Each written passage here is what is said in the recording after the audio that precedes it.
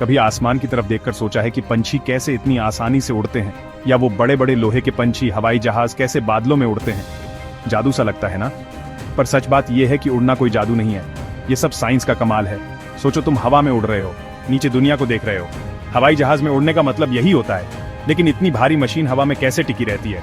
ये सब कुदरत के कुछ कमाल के फोर्सेस और इंजीनियर्स की चतुराई की वजह से होता है। उड़ान के एक्सपर्ट बनने के लिए तैयार हो जाओ, हम एक एक्साइटिंग एडवेंचर पे जा रहे हैं, ये जानने के लिए कि हवाई जहाज कैसे उड़ते हैं।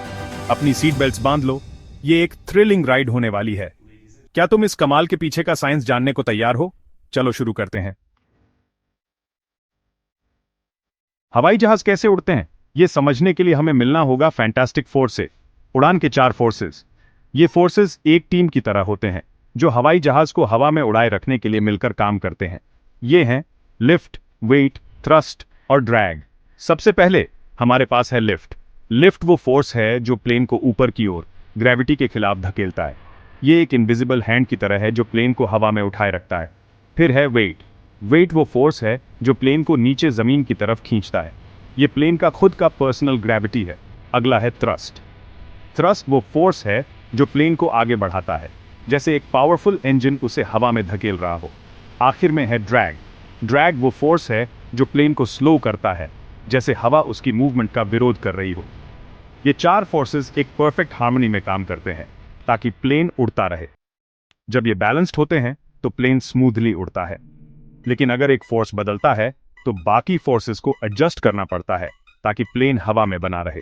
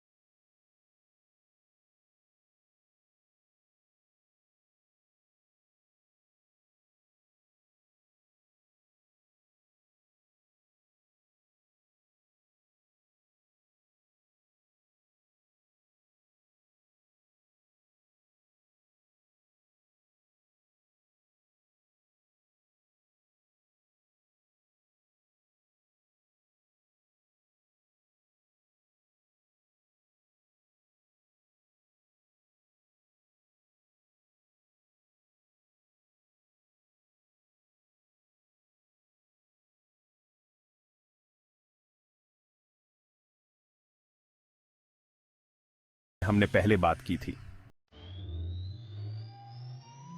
अब मिलते हैं डायनामिक डुओ से, थ्रस्ट और ड्रैग। ये दोनों फोर्सेस हमेशा प्लेन को पुश और पुल कर रहे होते हैं, लेकिन स्मूथ फ्लाइट के लिए इन्हें बैलेंस्ड रहना जरूरी है। थ्रस्ट वो है जो प्लेन को आगे मूव करवाता है। ये प्लेन के इंजन्स जनरेट करते हैं, जो जेट इंजन्स या प्रोपेलर्स हो सकते हैं।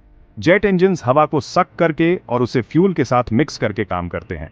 ये मिक्सचर बर्न और एक्सप्लोड होता है, जिससे हॉट एयर का एक पावरफुल ब्लास्ट क्रिएट होता है, जो इंजन के बैक से शूट होता है और प्लेन को आगे प्रोपेल करता है।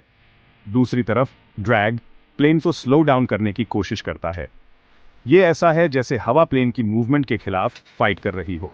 प्लेन का शेप ड्रैग में एक बड़ा रोल प्ले करता है। एक स्ट्रीमलाइन शेप, जैसे एयरप्लेन का, हवा को अपने आसपास स्मूथली फ्लो करने देता है, जिससे ड्रैग रिड्यूस होता है। ऐसे समझो, थ्रस्ट एक स्ट्रॉन्ग स्विमर की तरह है जो पूल वॉल से पुश ऑफ करता है, जबकि ड्रैग वाटर रेजिस्टेंस की तरह है जो स्विमर को स्विम करते समय फील होता है।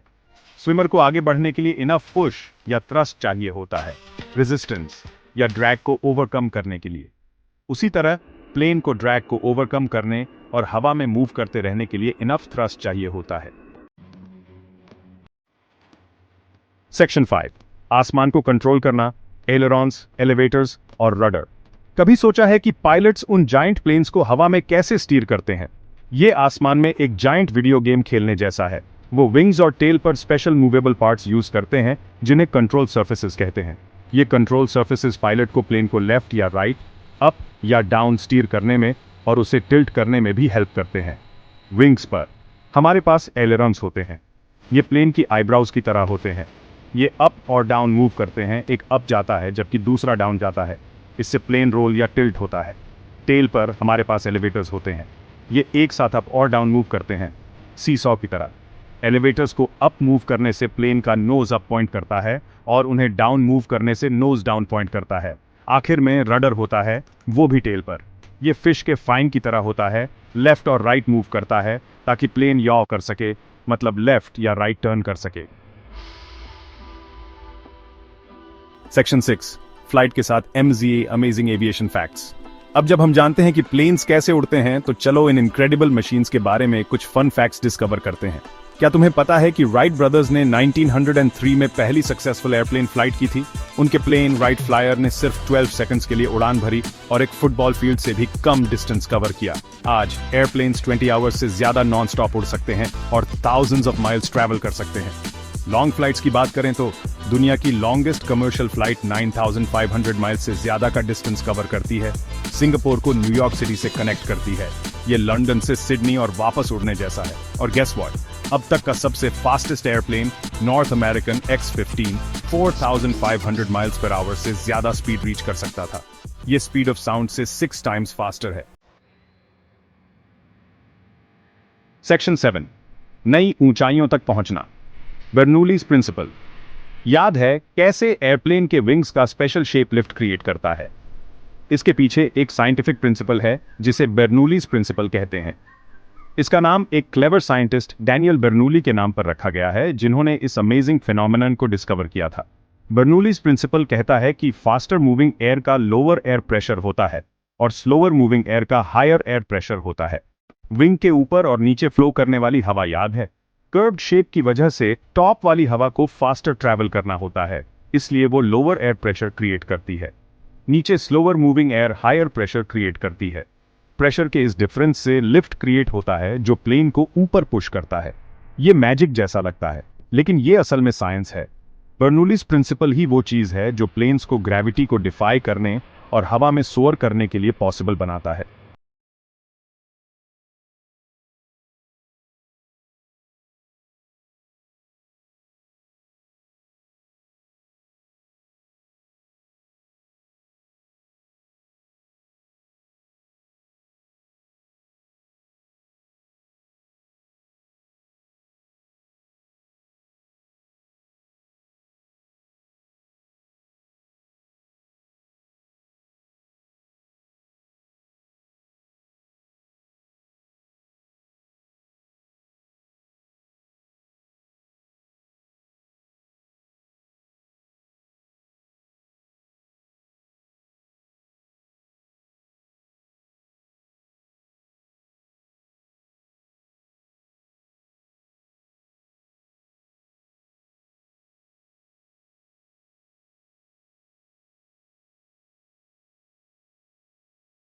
आवर्स में कनेक्ट कर सकते हैं।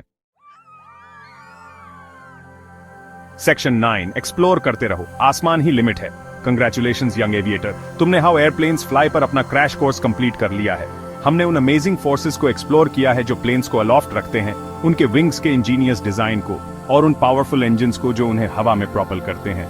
लेकिन फ्लाइट की दुनिया में हमारा जर्नी यहीं खत्म नहीं होता। एविएशन के बारे में सीखने और डिस्कवर करने के लिए बहुत कुछ है, हिस्ट्री ऑफ फ्लाइट से लेकर फ्यूचर ऑफ एयर ट्रैवल तक। कौन जाने, शायद एक दिन तुम अपना खुद का फ्लाइंग मशीन भी डिजाइन करोगे। इसलिए एक्सप्लोर करते रहो, क्वेश्चंस पूछते रहो और कभी भी वंडर के साथ आसमान की तरफ देखना बंद मत करो। आसमान ही लिमिट है।